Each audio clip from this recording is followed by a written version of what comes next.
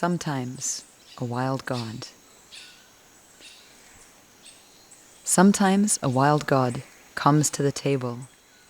He is awkward and does not know the ways of porcelain, of fork and mustard and silver. His voice makes vinegar from wine. When the wild god arrives at the door, you will probably fear him.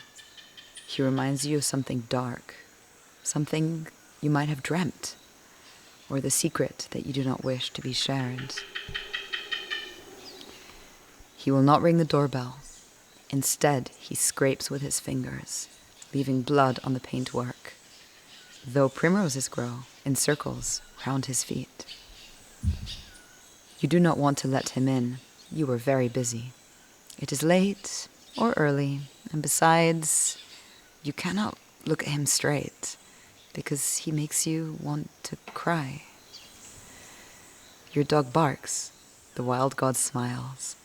He holds out his hands, and the dog licks his wounds and then leads him inside. The wild god stands now in your kitchen. Ivy is taking over your sideboard. Mistletoe has moved into the lampshades, and wrens have begun to sing an old song in the mouth of your kettle. I haven't much, you say, and give him the worst of your food. He sits at the table bleeding. He coughs up foxes. There are otters in his eyes. When your wife calls down, you close the door and tell her it's fine. You will not let her see the strange guest at your table. The wild god asks for whiskey, and you pour a glass for him, and then a glass for yourself. 3 snakes are beginning to nest in your voice box. You cough. Oh, limitless space, oh, eternal mystery, oh, endless cycles of death and birth, oh, miracle of life, the wondrous dance of it all. And you cough again.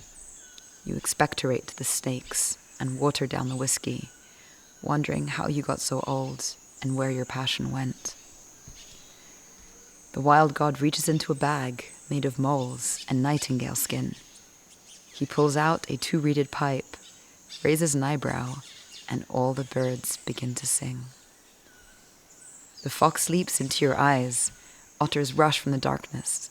The snakes pour through your body. Your dhow howls, and upstairs, your wife exults and weeps at once. The wild god dances with your dog. You dance with the sparrows. A white stag pulls up a stool and bellows hymns to enchantments.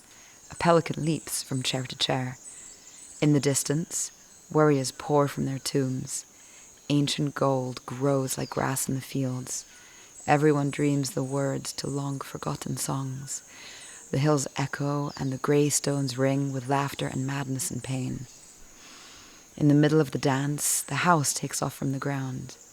Clouds climb through the windows, lightning pounds its fists on the table, and the moon leans in.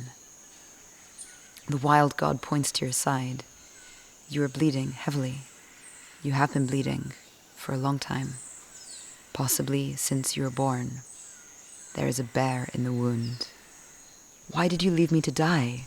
Asks the wild god, and you say, I was busy surviving. The shops were all closed. I don't know how. I'm sorry. Listen to them. The fox in your neck, and the snakes in your arms, and the wren and the sparrow and the deer. The great unnameable beasts in your liver and your kidneys and your heart. There is a symphony of howling, a cacophony of dissent. The wild god nods his head, and you wake on the floor, holding a knife, a bottle, and a handful of black fur. Your dog is asleep on the table. Your wife is stirring far above. Your cheeks are wet with tears. Your mouth aches from laughter or shouting, and a black bear is sitting by the fire. Sometimes a wild god comes to the table. He is awkward and does not know the ways of porcelain, of fork, and mustard and silver. His voice makes vinegar from wine and brings the dead to life.